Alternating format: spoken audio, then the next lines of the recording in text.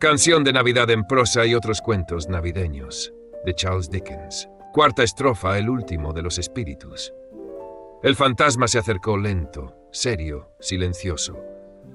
Cuando llegó a su lado, Scrooge hizo una genuflexión, porque aquel espíritu parecía sembrar desolación y misterio por el aire mismo en el que se movía. Iba envuelto en una larga túnica negra que le ocultaba la cabeza, el rostro, la silueta, y que solo dejaba visible una mano extendida.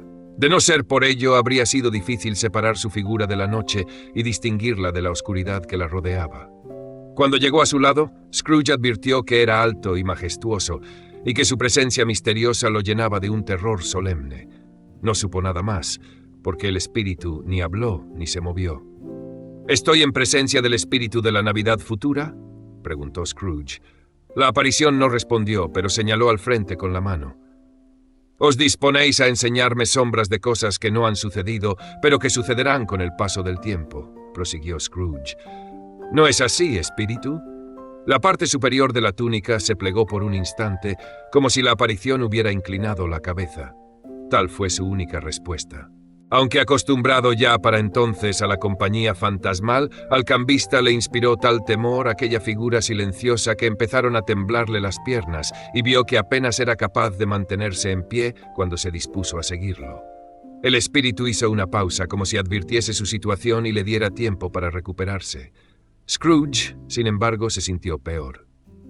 Le produjo un vago escalofrío de horror saber que detrás de aquella oscura mortaja había unos ojos fantasmales que no dejaban de mirarlo mientras él, por mucho que se esforzara, no veía más que una mano espectral y una gran cantidad de negrura. «Fantasma del futuro», exclamó, «os temo más que a ninguno de los espectros que conozco. Pero como sé que os proponéis hacerme el bien, y como espero vivir para ser un hombre distinto del que era, estoy preparado para aceptar vuestra compañía y para hacerlo con el corazón agradecido. ¿No hablaréis conmigo?». No obtuvo respuesta. La mano seguía señalando al frente. «Conducidme», dijo Scrooge. «Adelante. La noche se acaba deprisa, y para mí se trata de un tiempo precioso, lo sé. Adelante, espíritu». El fantasma se alejó como antes se había acercado. Scrooge lo siguió en la sombra de su túnica y le pareció que aquella sombra lo alzaba y lo llevaba con ella. Apenas tuvo la sensación de entrar en la ciudad. Más bien le pareció que la ciudad, por decisión propia, surgía a su alrededor y los rodeaba. Pero allí estaban, en el corazón de la metrópoli, en la bolsa, entre los hombres de negocios que iban de un lado a otro, hacían sonar el dinero que llevaban en el bolsillo, conversaban en grupos, miraban el reloj y jugueteaban, pensativos, con sus grandes sellos de oro, tal como Scrooge los había visto en innumerables ocasiones. El espíritu se detuvo junto a uno de los grupos que departían. Al fijarse en que la mano del espectro lo señalaba, Scrooge se adelantó para escuchar su conversación. «No», decía un individuo grande y gordo con una barbilla monstruosa. «No sé nada más. Solo sé que ha muerto». «¿Cuándo?», preguntó otro. «Creo que anoche». «Caramba, ¿y qué le pasaba?», preguntó un tercero, mientras sacaba una enorme cantidad de rapé de una caja muy grande. «Yo creía que no se moriría nunca». «Vaya usted a saber», dijo el primero con un bostezo. «¿Qué ha hecho con su dinero?», preguntó un caballero de rostro colorado al que le colgaba una excrescencia de la punta de la nariz que se agitaba como la carúncula de un pavo. «No he oído nada», dijo el individuo de la enorme barbilla, bostezando de nuevo. «Se lo habrá dejado a su sociedad mercantil». «A mí no, desde luego. Es lo único que sé». Aquella broma fue recibida con risas generalizadas. «Será un funeral muy barato el que le hagan», dijo la misma persona. «Porque, a fe mía, no sé de nadie que vaya a ir. ¿Qué tal si formamos un grupo de voluntarios?». «No me importa ir si está incluido el almuerzo», observó el caballero con la excrescencia en la nariz. «Pero tienen que darme de comer para que valga la pena». Otra risa colectiva. «Bien», dijo el primero que había hablado, «soy el más desinteresado de ustedes, según parece, porque nunca llevo guantes negros ni tomo nada al mediodía. Pero me ofrezco a ir, si hay alguien más que me acompañe. Pensándolo bien, casi estoy seguro de que yo era su amigo más íntimo, porque solíamos pararnos para hablar siempre que nos encontrábamos. Hasta la vista». El grupo se dispersó y se mezcló con otros. Scrooge conocía a aquellas personas y se volvió hacia su acompañante en busca de una explicación. El fantasma se deslizó hasta otra calle. Con el dedo señaló a dos personas que conversaban. Scrooge escuchó de nuevo, pensando que quizá encontraría allí la explicación. También conocía bien a aquellos dos, hombres de negocios muy acaudalados y personas importantes. Siempre se había esforzado por granjearse su aprecio, aunque desde el punto de vista de los negocios, por supuesto, estrictamente desde el punto de vista de los negocios. «¿Qué tal le va?», dijo uno. «¿Y a usted?», respondió el otro. «Bien», dijo el primero.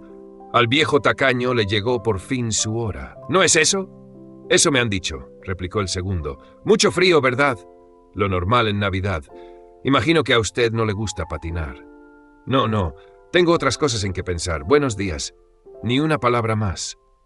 Aquel fue su encuentro, su conversación y su despedida. Al principio a Scrooge le sorprendió que el espíritu concediera importancia a conversaciones en apariencia tan triviales, pero convencido de que encerraban algún propósito oculto, se puso a considerar cuál podría ser. Difícilmente cabía suponer que tuvieran alguna conexión con la muerte de Jacob, su antiguo socio, porque se trataba de un suceso que pertenecía al pasado, y el campo de acción del nuevo espíritu era el futuro. Y tampoco le parecía que se pudieran referir a alguna otra persona estrechamente relacionada con él. Pero seguro de que, se aplicaran a quien se aplicasen, encerraban alguna enseñanza moral en beneficio suyo, decidió atesorar todas las palabras que oía y todo lo que veía, y en especial observar su propia imagen cuando apareciese, porque tenía la esperanza de que el comportamiento de su yo futuro le diera la clave que le faltaba y le facilitara la solución de aquellos enigmas. Scrooge se buscó allí mismo, pero había otra persona en su lugar acostumbrado, y aunque el reloj señalaba la hora habitual de su presencia allí, no vio a nadie que se le pareciera entre la multitud que se acumulaba a la entrada de la bolsa. No le sorprendió demasiado, sin embargo, porque estaba considerando un cambio de vida, y pensó y esperó descubrir en aquella circunstancia que, en efecto, sus nuevas resoluciones producían el efecto deseado. Silencioso y oscuro, el fantasma seguía a su lado, la mano extendida. Cuando Scrooge salió de su pensativa búsqueda, se imaginó, por la posición de la mano y su situación con respecto a sí mismo, que los ojos invisibles de su acompañante lo miraban con gran interés, lo que le hizo estremecerse y sentir un frío intenso.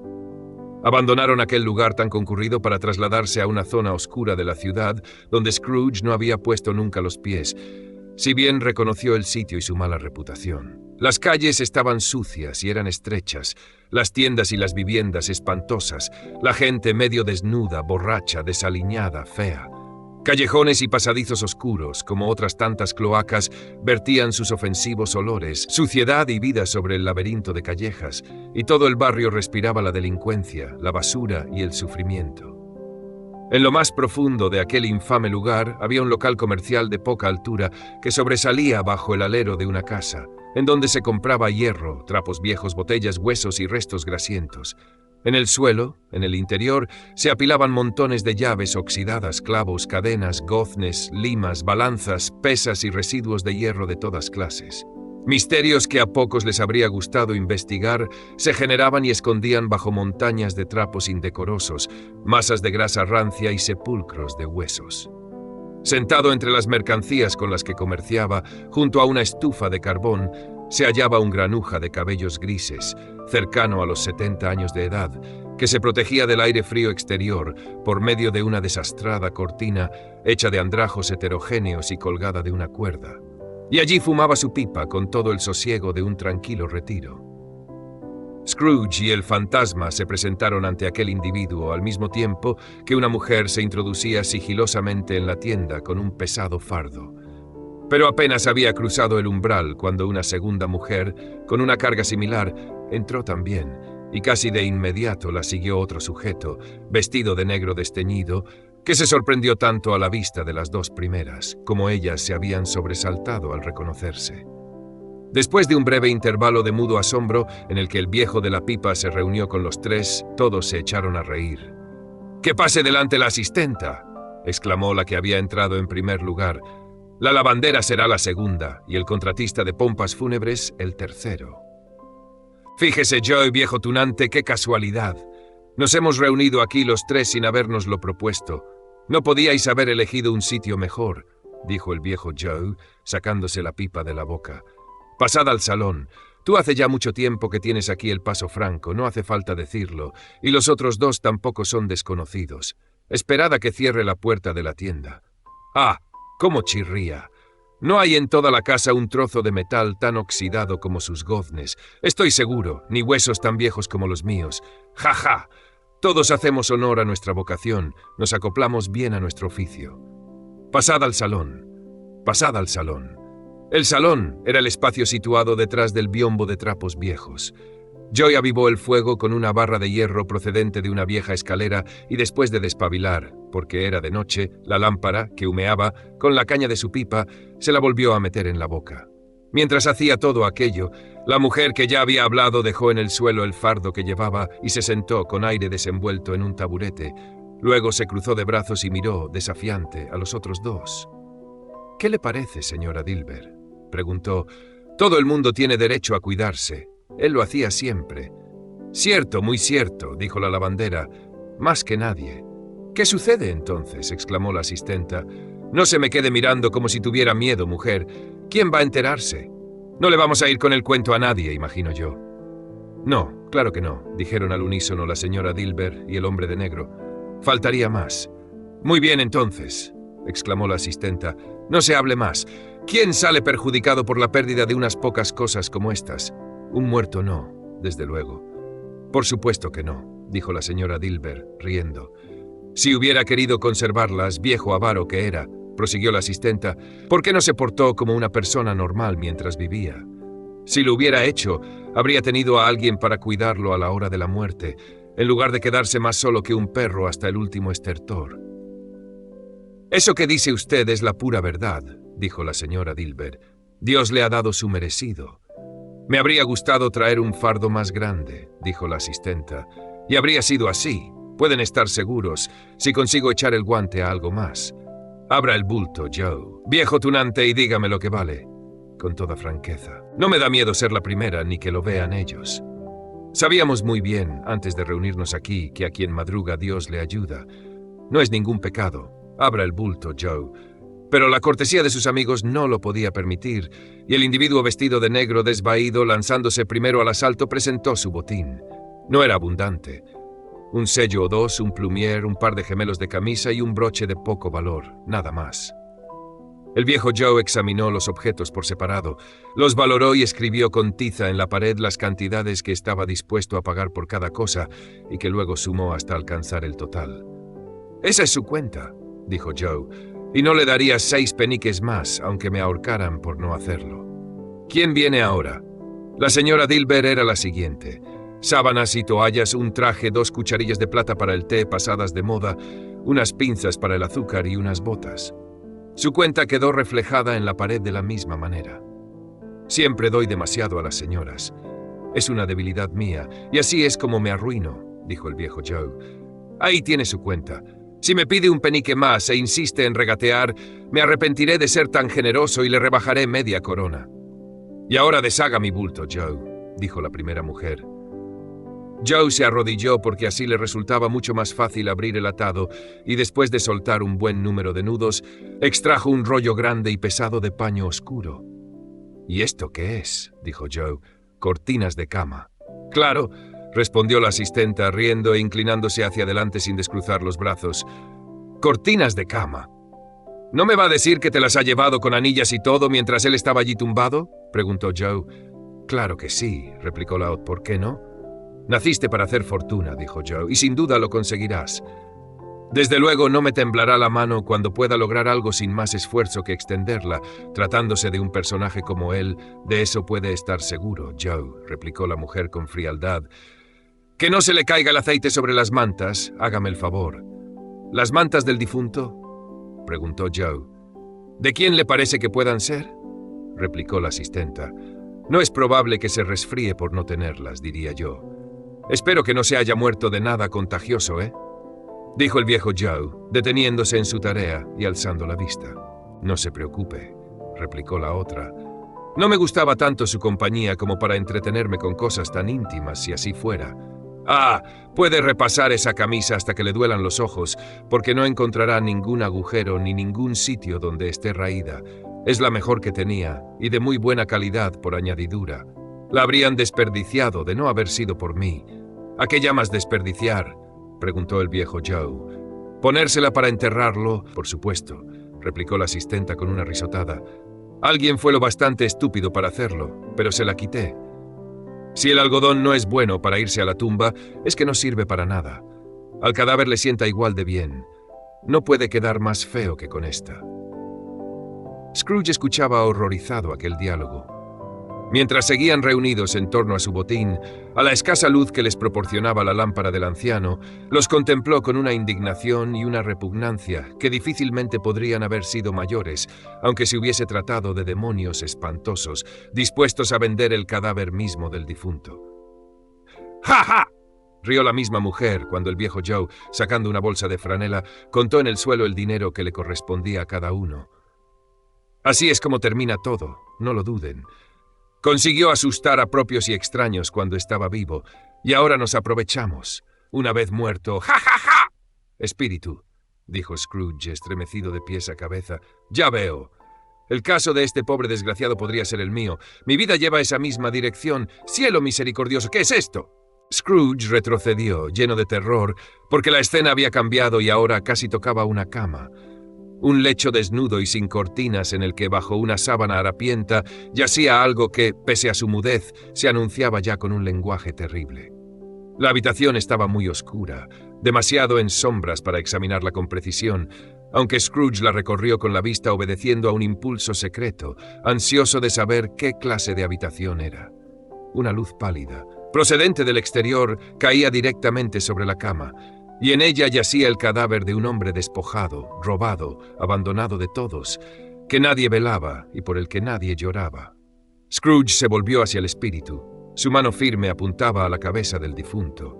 El sudario estaba tan descuidadamente colocado que la menor modificación, el simple movimiento de un dedo por parte de Scrooge, habría dejado el rostro al descubierto. El cambista lo pensó, advirtió lo sencillo que sería y deseó hacerlo con toda su alma, pero le era tan imposible apartar aquel velo como despedir al espectro que lo acompañaba. ¡Ah, muerte, muerte terrible, fría y rígida! Instala aquí tu altar y adórnalo con todos los terrores que tienes a tu disposición, porque ese es tu dominio. Pero de la cabeza amada, reverenciada, honrada, no puedes cambiar un solo cabello para tus terribles propósitos, o para hacer odioso ni uno solo de sus rasgos. No es que la mano no pese y caiga cuando se la suelta, ni que el corazón y el pulso no se hayan detenido, sino que la mano estaba abierta, era generosa y sincera, el corazón valiente, cálido y compasivo, era un verdadero corazón de hombre el que latía en ese pecho. Golpea, muerte implacable, y verás cómo de la herida brotan sus buenas obras para sembrar el mundo con vida inmortal. Ninguna voz pronunció aquellas palabras en los oídos de Scrooge, pero las oyó cuando contempló el lecho. Su pensamiento fue: si este hombre pudiera alzarse ahora, ¿en qué pensaría por encima de todo? En la avaricia, en la dureza de corazón, en la avidez de las ganancias. Terrible riqueza la que le habían conseguido aquellas pasiones.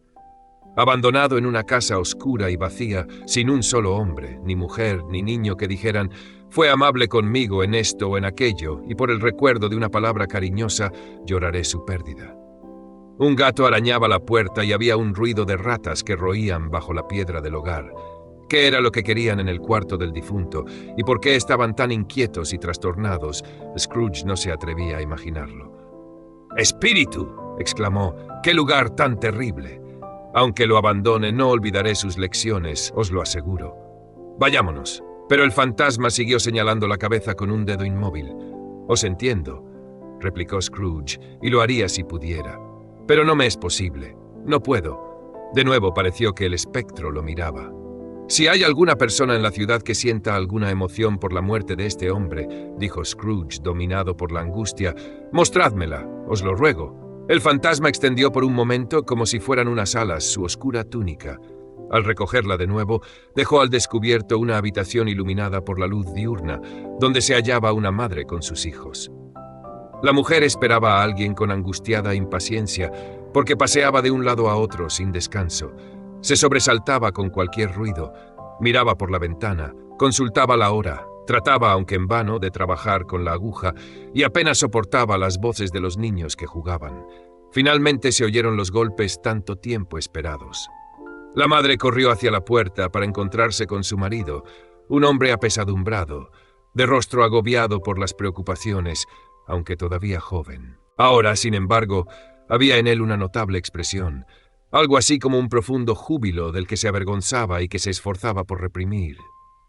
Se sentó para tomarse la cena que su mujer, para que no se enfriase, había dejado cerca del fuego, y cuando ella le preguntó casi sin voz qué noticias traía, cosa que solo hizo después de un largo silencio, pareció avergonzarse de responder. «¿Son buenas o malas?», dijo ella para facilitarle la tarea. «Malas», respondió el otro. «Pop, ¿estamos completamente arruinados?» «No». «Todavía hay esperanzas, Caroline. Si se apiada», dijo ella sorprendida, «claro está. Si ha sucedido un milagro semejante, puede esperarse cualquier cosa». «Ya no se apiadará», dijo su marido. «Ha muerto». La mujer era una criatura dulce y paciente si había que dar crédito a la expresión de su rostro, pero su alma sintió gratitud al oír aquello, y así lo dijo, uniéndose las manos. Rezó pidiendo perdón un momento después y se sintió culpable, pero lo primero que dijo le salió del corazón. «Fue lo que me contó la mujer medio borracha de la que te hablé anoche cuando traté de verlo para obtener una prórroga de una semana, y lo que creí una simple excusa para evitarme ha resultado ser cierto». No solo estaba muy enfermo entonces, agonizaba ya. ¿A quién se le traspasará nuestra deuda? No lo sé, pero para entonces habremos conseguido el dinero, e incluso aunque no fuera así, tendríamos muy mala suerte si encontrásemos de nuevo un acreedor tan despiadado. Esta noche dormiremos tranquilos, Caroline. Sí, por mucho que procurasen disimularlo, su corazón se había librado de un peso terrible. Los rostros de los niños, silenciosos a su alrededor para oír lo que apenas entendían, se iluminaron. La muerte del acreedor le devolvía un poco de felicidad a una familia. La única emoción causada por aquel suceso que el espíritu podía mostrar a Scrooge era de júbilo. «Permitidme presenciar la expresión de algún sentimiento de ternura relacionado con una muerte», dijo Scrooge, «o esa habitación oscura que acabamos de abandonar estará siempre presente en mi recuerdo». El fantasma lo condujo a través de varias calles con las que sus pies estaban familiarizados y, a medida que avanzaban, Scrooge miraba a un lado y a otro con la esperanza de reconocerse, pero no se vio por ningún sitio. Entraron en la casa del pobre Bob Cratchit, el hogar que ya había visitado en una ocasión anterior, y encontraron a la madre y a los niños sentados en torno al fuego. Silenciosos, muy silenciosos. Los pequeños Cratchit, siempre tan bulliciosos, estaban en un rincón, inmóviles como estatuas, la mirada pendiente de Peter, que tenía un libro delante. La madre y las hijas cosían, pero todos estaban muy callados. Y tomando un niño lo puso en medio de ellos. ¿Dónde había oído Scrooge aquellas palabras? No eran parte de un sueño. El muchacho tenía que haberlas leído en voz alta en el momento en que el espíritu y él cruzaban el umbral. ¿Por qué no seguía adelante? La madre dejó su labor sobre la mesa y se cubrió la cara con las manos. «El color de esa tela me hace daño a los ojos», dijo. «¿El color? Ah, pobre Tim. Ahora ya están mejor», dijo la mujer de Cratchit. «Trabajar a la luz de la vela los fatiga, pero por nada del mundo me gustaría que lo notase vuestro padre cuando vuelva a casa. Debe de estar al llegar». «Se retrasa ya», respondió Peter, cerrando el libro. «Pero creo que estas últimas tardes camina más despacio que de ordinario, madre». Volvieron a quedarse en silencio. Finalmente la mujer de Cratchit dijo con voz alegre y firme que solo se quebró una vez. Lo he visto pasear muy deprisa con el pequeño Tim a hombros, ya lo creo». «Yo también», exclamó Peter, «a menudo». «Lo mismo que yo», exclamó otro. Todos lo habían visto. «Como pesaba tan poco, no era difícil llevarlo», continuó la madre, pendiente de su labor, «y lo quería tanto que no era una molestia, en lo más mínimo. Vuestro padre está ya en la puerta». Corrió a recibirlo. Bob, con su bufanda, la necesitaba el pobrecillo, entró en la sala. Tenía el té listo muy cerca del fuego y todos se esforzaron por serle de utilidad. Luego los dos Cratchit más jóvenes se le sentaron en las rodillas y apoyaron la mejilla sobre el rostro de su padre al tiempo que decían: «No pienses más en ello, papá, no sufras». Bob se mostró muy alegre y prodigó las buenas palabras a toda la familia. Se fijó en la labor que su mujer había dejado sobre la mesa y alabó la laboriosidad y la rapidez de la señora Cratchit y de las niñas. Habrían acabado mucho antes del domingo, dijo. El domingo, «Entonces, ¿ha sido hoy, Robert?», preguntó la esposa. «Sí, querida», respondió Bob. «Me gustaría que hubieses podido ir. Te habría consolado ver qué sitio tan verde hemos elegido, pero tendrás muchas ocasiones. Le he prometido que iré allí andando un domingo. Mi niñito, mi pobre niñito», exclamó Bob. «Pobrecito mío». Se echó a llorar sin poder remediarlo. Para evitarlo, quizás habría hecho falta que no se sintiera tan cerca de su hijo. Salió y subió a la habitación del piso alto, alegremente iluminada y con adornos navideños. Había una silla colocada muy cerca del cuerpo del niño y señales de que alguien había estado allí recientemente.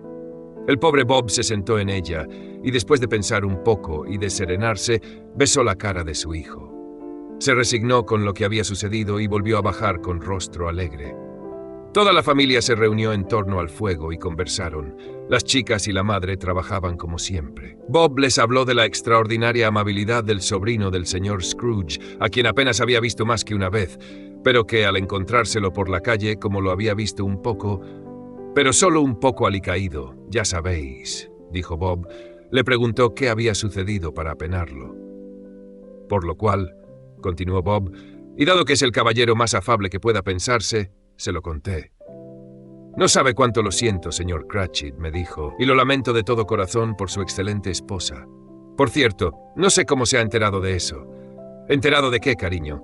«Vaya, de que eres una esposa excelente», replicó Bob. «Eso lo sabe todo el mundo», exclamó Peter. «Muy bien dicho, hijo mío», aprobó Bob. «Espero que así sea». «Lo lamento de todo corazón», dijo por su excelente esposa. «Si puedo serle de ayuda en alguna cosa», añadió dándome su tarjeta, «aquí es donde vivo. Por favor, venga a verme».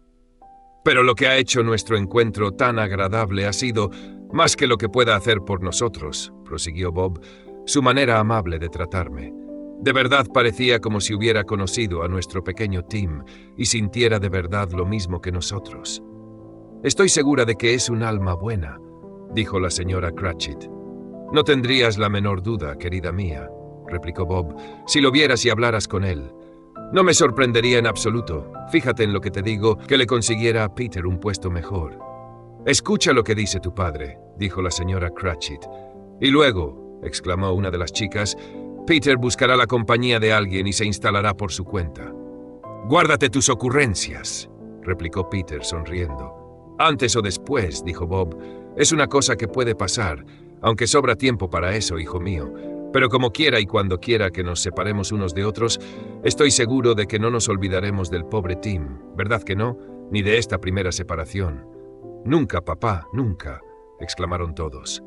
«Y sé también», prosiguió Bob, «estoy convencido, queridos míos, de que cuando recordemos su paciencia y su bondad, aunque no era más que un niño pequeño, será difícil que nos peleemos, porque tendríamos que olvidarnos de él para hacerlo». «No, nunca, papá», repitieron todos. «Me hacéis muy feliz», dijo Bob, «feliz de verdad». La señora Cratchit lo besó, lo besaron sus hijas, los Cratchit más jóvenes hicieron lo mismo y Peter le estrechó la mano. «Alma de Tim, tu esencia infantil venía de Dios». «Espíritu», dijo Scrooge, «algo me dice que se acerca el momento de separarnos». «Lo sé, aunque ignoro cómo sucederá». «Decidme, ¿a quién hemos visto en su lecho de muerte?» «El fantasma de la Navidad futura lo transportó, como antes, aunque a una época diferente», pensó Scrooge. De hecho, no parecía que hubiese un orden en aquellas últimas visiones, excepto que se situaban en el futuro, a los lugares donde se reunían los hombres de negocios, pero él no estaba entre los presentes. A decir verdad, el espíritu no se detuvo en ningún sitio, sino que siguió su camino, como para llegar lo más directamente posible a su meta, hasta que Scrooge le suplicó que se detuviera un momento. «Este patio», dijo, «que atravesamos tan deprisa es desde hace tiempo el lugar donde trabajo. Reconozco la casa. Dejadme ver lo que seré en días venideros». El espíritu se detuvo. Su mano señalaba en otra dirección. «La casa está ahí», exclamó Scrooge. «¿Por qué me hacéis signo de ir más allá?» El dedo inexorable no experimentó cambio alguno. Scrooge se acercó, presuroso, a la ventana de su oficina y miró dentro. Seguía siendo una oficina, pero no la suya. Los muebles eran otros y la persona sentada en la silla no era él. El espectro seguía en la misma posición. Volvió con él, mientras se preguntaba el porqué de su desaparición y cuál habría sido su destino, lo acompañó hasta que llegaron a una verja de hierro. Scrooge se detuvo para mirar a su alrededor antes de entrar. Un cementerio. Allí, por tanto, yacía bajo tierra el desdichado cuyo nombre estaba a punto de saber. Un lugar muy adecuado. Encajonado entre casas, invadido por las malas hierbas, que son la muerte y no la vida de la vegetación, asfixiado por un exceso de sepulturas, buen ejemplo de las consecuencias de un apetito desmedido. Un lugar impagable. El espíritu se detuvo entre las tumbas y con el dedo señaló una. Scrooge avanzó temblando. El espectro seguía siendo exactamente el mismo, pero el cambista temió descubrir un significado nuevo en su figura solemne. «Antes de que me acerque más a la lápida que señaláis», dijo Scrooge, «contestadme a una pregunta. ¿Son estas las sombras de las cosas que serán o solo las sombras de las que podrían ser?» El espectro, por toda respuesta, bajó la mano señalando el sepulcro que tenía al lado. Las acciones humanas anuncian siempre ciertos resultados que pueden hacerse inevitables si se persevera en ellas, dijo Scrooge, pero si cambian, cambiará el resultado. Decidme que también es ese el caso con lo que os disponéis a mostrarme. El espíritu siguió tan inmóvil como siempre. Scrooge se arrastró hacia él, temblando mientras avanzaba, y siguiendo la dirección del dedo, leyó sobre la lápida de la descuidada sepultura Ebenezer Scrooge, su nombre. «¿Soy yo el difunto que yacía en aquel lecho?», exclamó de rodillas. El dedo del espectro pasó de señalar la tumba a señalarlo a él y luego de nuevo a la tumba. «No, espíritu, no, el dedo no se movió». «Escuchadme», exclamó Scrooge agarrando con fuerza su túnica. «No soy el hombre que era. Gracias a vuestras enseñanzas no seré ya el hombre que iba a ser. ¿Para qué mostrarme esto si debo abandonar toda esperanza?» Por primera vez la mano pareció temblar. «Espíritu benévolo», prosiguió Scrooge mientras se prosternaba ante él. «Sé que intercedéis y que os apiadáis de mí. Aseguradme que todavía puedo cambiar esas sombras que me habéis mostrado si mi vida emprende otro camino». La mano se movió de nuevo, en un gesto de aliento. «Celebraré la Navidad en mi corazón y me esforzaré por vivir sus enseñanzas todo el año. Viviré en el pasado, en el presente y en el futuro. Los espíritus que los encarnan a los tres se esforzarán conmigo y nunca desoiré las lecciones que me enseñen. Os lo ruego, decidme que puedo borrar lo que está escrito en esa lápida». Dominado por la angustia, se apoderó de la mano del espectro, que intentó soltarse, pero que él retuvo con fuerza inusitada. El fantasma, sin embargo, más enérgico aún, lo rechazó. Mientras alzaba las manos en una última súplica para cambiar su destino, observó un cambio en la capucha y en la túnica del espíritu, que se encogieron, se derrumbaron y quedaron reducidas a la columna de una cama.